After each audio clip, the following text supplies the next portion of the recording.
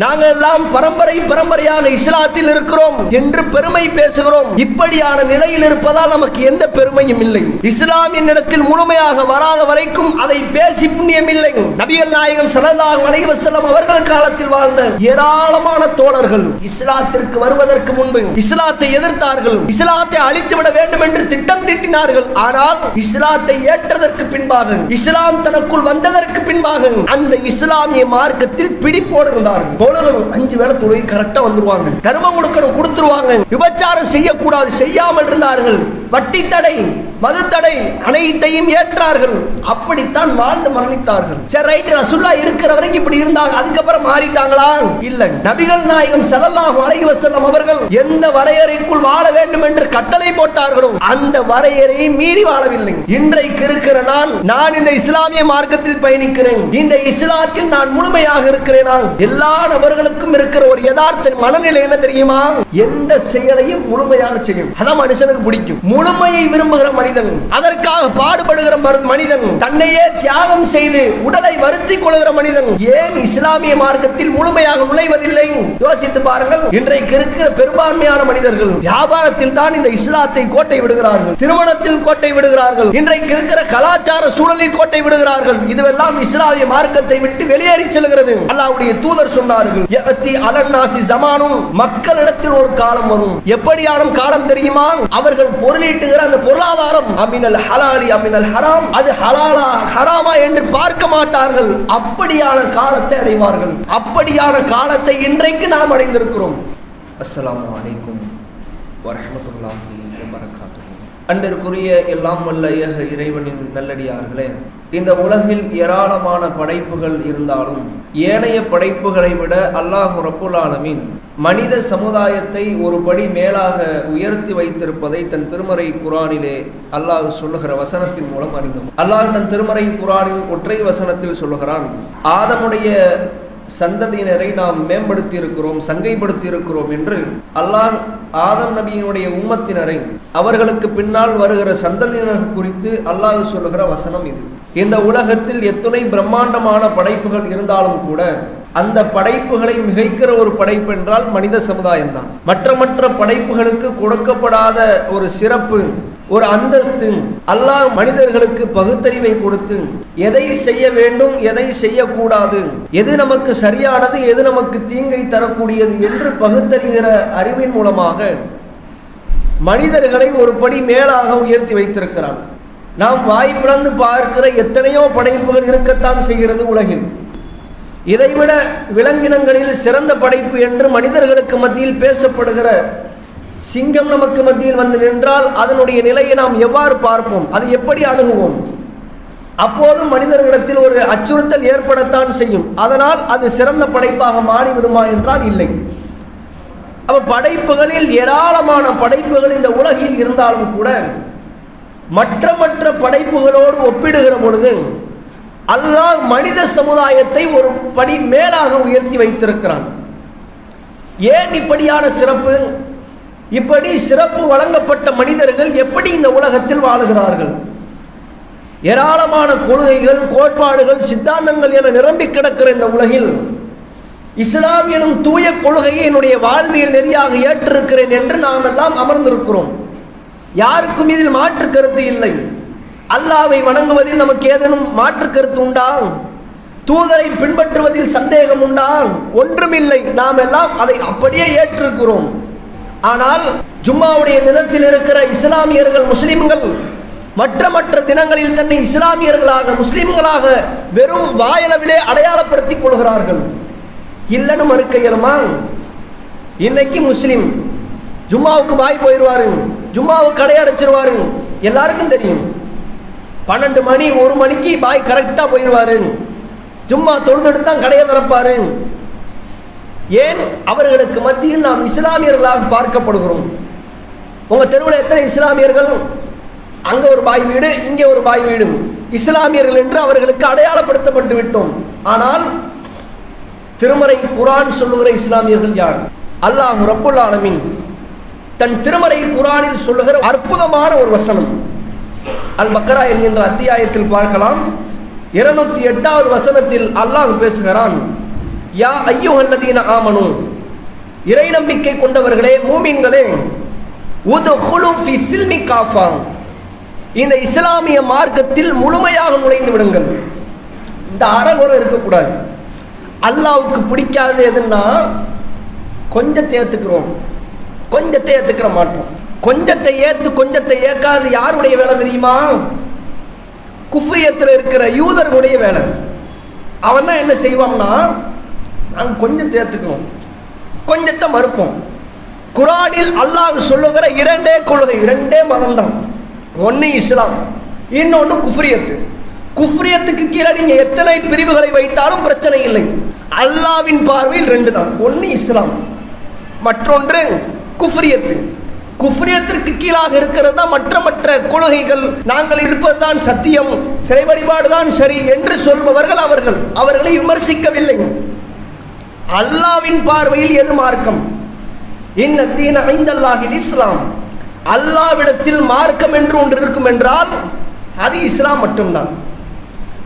அப்படியான இஸ்லாத்தில் இருக்கிற நான் இஸ்லாத்தில் முழுமையாக இருக்கிறேனா? யோசித்து பாருங்கள். அல்லாஹ் சொல்வது அதுதான். இஸ்லாத்தில் நுழைவதாக இருந்தால் முழுமையாக நுழைந்து விடுங்க, அறவோட இருக்கக்கூடாது. இன்னைக்கு நம்மள பெரும்பான்மையான முஸ்லிமுடைய நிலை என்ன தெரியுமா? அறகுறையானவர்கள் தான். பேரளவில் இஸ்லாமியர்கள் தன்னை அடையாளப்படுத்திக் கொள்வதில் முஸ்லிம்கள் ஒன்றே ஒன்றை புரிந்து கொள்ளுங்கள். ஆடையின் மூலமாக தன்னை அடையாளப்படுத்துவதன் மூலம் இஸ்லாமியர் அல்ல. தொப்பி போட்டிருப்பதன் மூலம் இஸ்லாமியர் அல்ல. தாடி வைத்திருப்பதால் அவர் இஸ்லாமியர் அல்ல. இதுவெல்லாம் இஸ்லாம் நமக்கு கற்றுத்தந்த ஒரு ஒழுக்க முறைகள் தானே தவிர இதன் மூலமாக நான் இறைவனத்தில் சிறப்பு பெறுவேனா? பாய் ஜிப்பா போட்டிருக்கிறாரு, தொப்பி வச்சிருக்கிறாரு, தாடி வச்சிருக்கிறாரு, இதனால் என்ன சிறப்பு? அல்லாஹ்விடத்தில் அதற்கென்று இவர் ஒழுக்கமாக வாழ்ந்தார் என்று நன்மைதான். ஆனால் என்னுடைய வாழ்க்கையில் நபிகள் நாயகம் ஸல்லல்லாஹு அலைஹி வஸல்லம் அவர்கள் அல்லாஹ்விடத்திலிருந்து எதையெல்லாம் பெற்று சொல்லி தந்தார்களோ, எப்படி வாழ்ந்து காட்டினார்களோ, அதை நான் செயல்படுத்தாத வரைக்கும் எத்தனை ஆடைகளை மாற்றியும் புண்ணியம் இல்லை. கலர் கலரா ட்ரெஸ் போடுறதுல பிரயோஜனம் இல்லைங்க.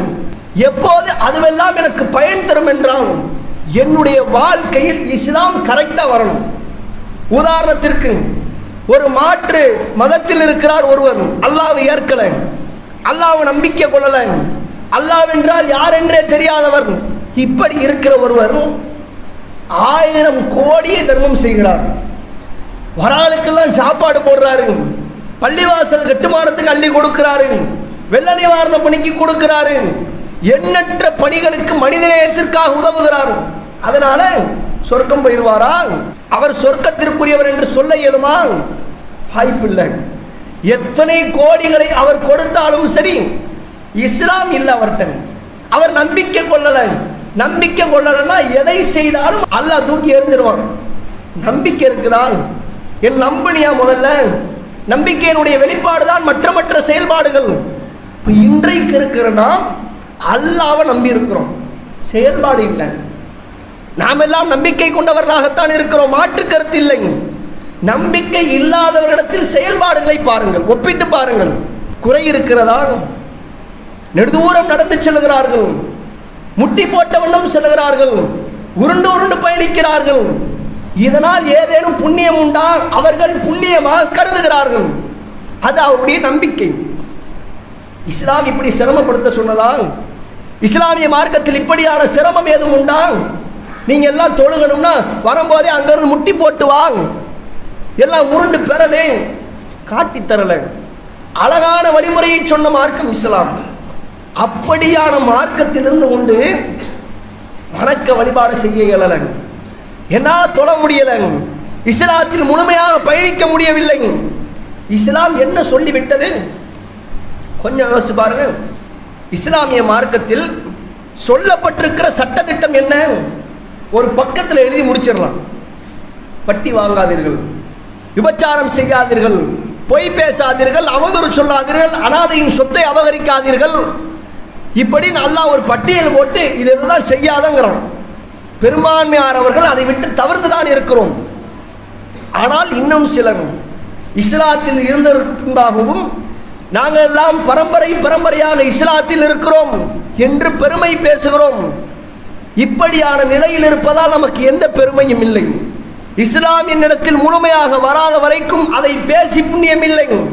நபிகள் நாயகம் ஸல்லல்லாஹு அலைஹி வஸல்லம் அவர்கள் காலத்தில் வாழ்ந்த ஏராளமான தோழர்கள் இஸ்லாத்திற்கு வருவதற்கு முன்பு இஸ்லாத்தை எதிர்த்தார்கள், இஸ்லாத்தை அழித்துவிட வேண்டும் என்று திட்டம் தீட்டினார்கள். ஆனால் இஸ்லாத்தை ஏற்றதற்கு பின்பாக, இஸ்லாம் தனக்குள் வந்ததற்கு பின்பாக அந்த இஸ்லாமிய மார்க்கத்தில் பிடிப்போடு இருந்தார்கள்.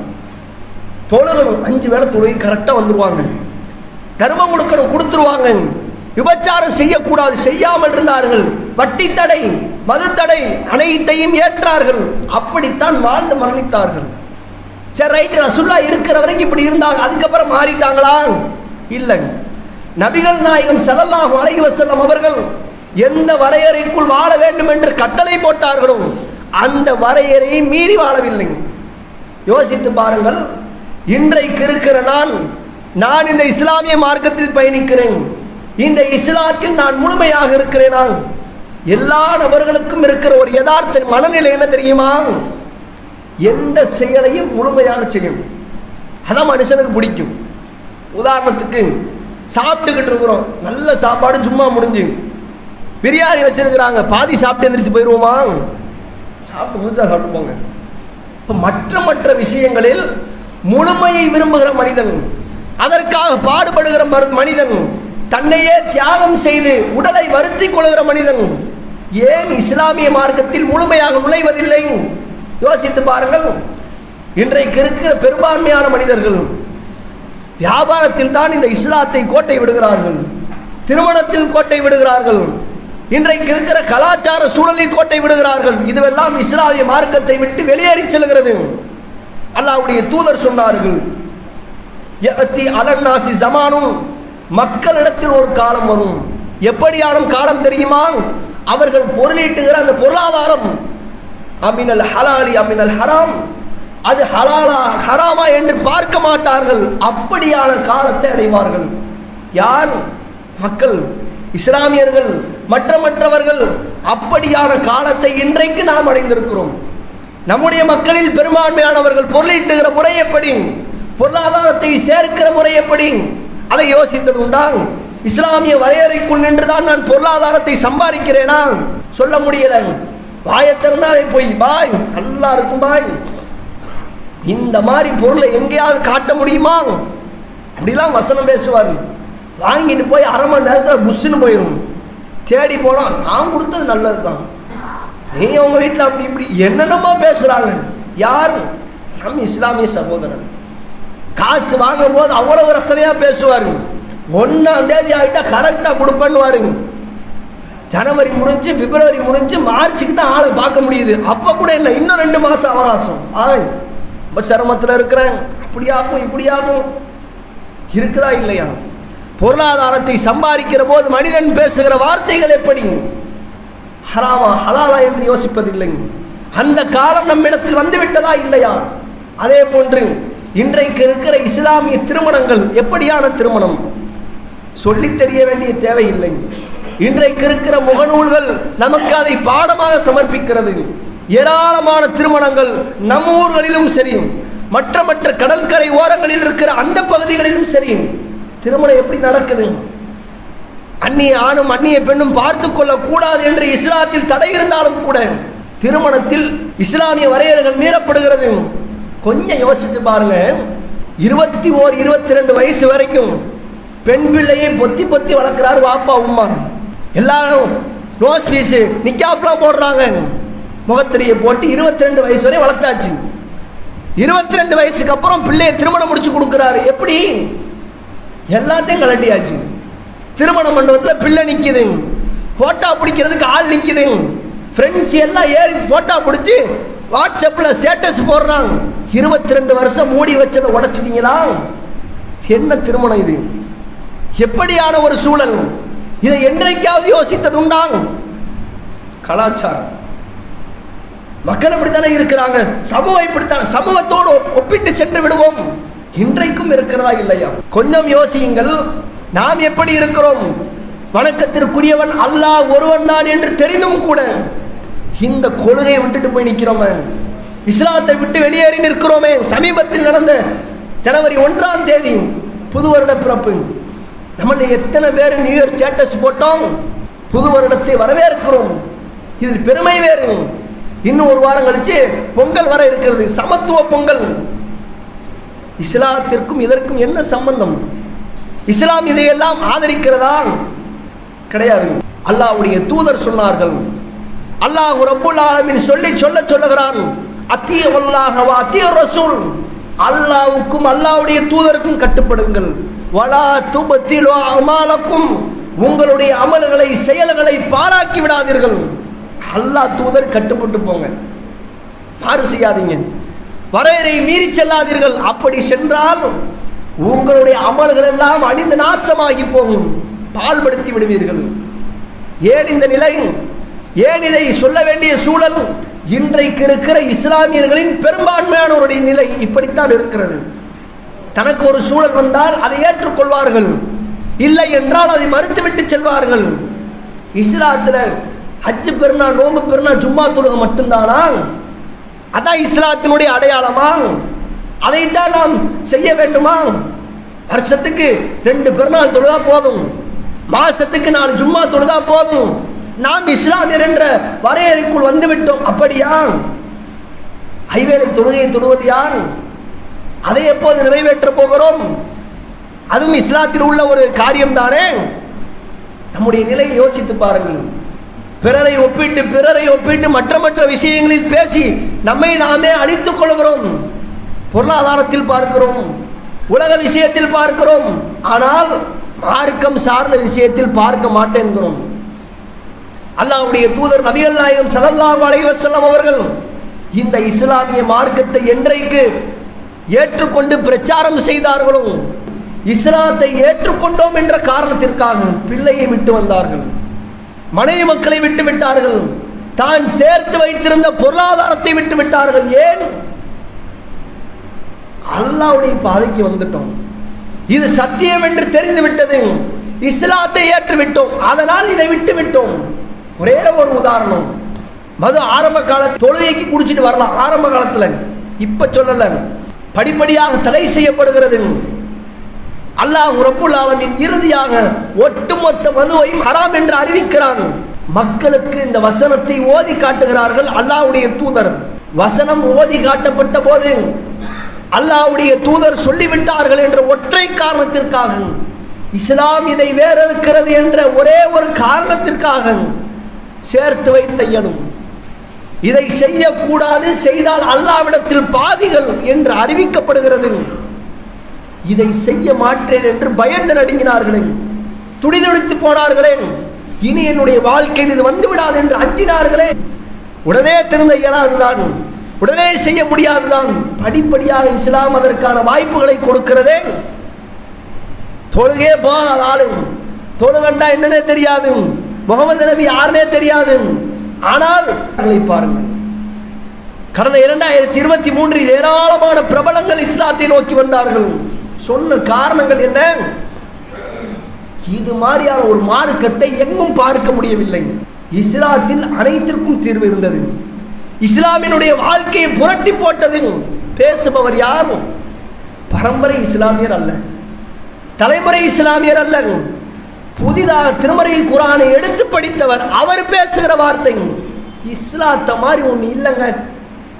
இஸ்லாமிய இளைஞர்களுடைய நிலை என்ன தெரியுமா? இன்றைக்கு கூத்து கும்மாளங்கள், பாட்டு கச்சேரிகள், அரைகுறை ஆடைகள், இதுவெல்லாம் இன்றைக்கு இஸ்லாத்தில் தடை செய்யப்பட்டது என்று தெரிந்திருந்தும் கூட தந்தை கண்டிப்பதில்லை, தாய் பேசுவதில்லை. ஒருவேளை தாயும் தந்தையும் கண்டித்தாலும் கூட கண்டிக்கிற தாயும் தந்தையும் அடிக்கிற பிள்ளைகள் உருவாகிவிட்டார்கள். இதெல்லாம் கல்ச்சர், பேஷன். இதை யாராவது குறை சொல்ல முடியுமா என்று கேட்கிற காலத்தில் வந்துவிட்டோம். இஸ்லாத்தை இன்றைக்கு பறக்க விட்டு தூக்கி எறிந்து விட்டு இன்றைக்கு மாற்று மத கலாச்சாரத்தை நோக்கி செல்பவர்கள் தான் அதிகம் நபர்கள். பண்பான சகோதர சகோதரிகளே, நான் செய்திருக்கிற இந்த அமல்கள், நான் செய்து வந்த இத்துறை நாட்களுடைய அமல்கள் பாழாகிவிடக் கூடாது என்றால் நான் நாளை மறுமை நாளில் இறைவனத்தில் குற்றவாளியாக மாட்டிவிடக் கூடாது என்றால் தற்போது என்னை நான் முழுமையாக இஸ்லாத்தில் நுழைத்து விட வேண்டும். அல்லாஹ் அதைத்தான் ஆசைப்படுகிறான். அல்லாஹ் அதைத்தான் கட்டளையாகவும் சொல்கிறான். நாங்கள்லாம் இஸ்லாமியர்கள் இல்லையா? இஸ்லாமியர்கள் தான். சர்டிபிகேட்டுக்கு இஸ்லாமியர்கள், ரேஷன் கார்டில் இஸ்லாமியர்கள், ஸ்கூல்ல இஸ்லாமியர்கள், மாற்று கருத்தில்லை. ஆனால் அல்லாஹ்விடத்தில் நான் யார்? உண்மையான இஸ்லாத்தை ஏற்று பின்பற்றுகிறவனா என்ற ஒரு கேள்வியை நமக்கு நாமே கேட்டவர்களாக இனிவரும் காலங்களில் இஸ்லாத்தை நம்முடைய வாழ்வில் முழுமையாக பின்பற்றுகிற வாய்ப்பை வல்ல ரஹ்மான் உங்களுக்கும் எனக்கும் உங்கள் குடும்பத்தாருக்கும் என் குடும்பத்தாருக்கும் தந்தரவு புரிய வேண்டும் என்று பிரார்த்தித்து நிறைவு செய்கிறேன். வாஹிரு தவானி அல்ஹம்துலில்லாஹி ரப்பில் ஆலமீன். அஸ்ஸலாமு அலைக்கும். இஸ்லாம் மற்றும் சமுதாய செய்திகளை அறிந்து கொள்ள தமிழ்நாடு தௌஹீத் ஜமாஅத் யூடியூப் பக்கத்தை உடனடியாக சப்ஸ்கிரைப் செய்து கொள்ளுங்கள். மேலும் பெல் பட்டனையும் கிளிக் செய்து கொள்ளுங்கள்.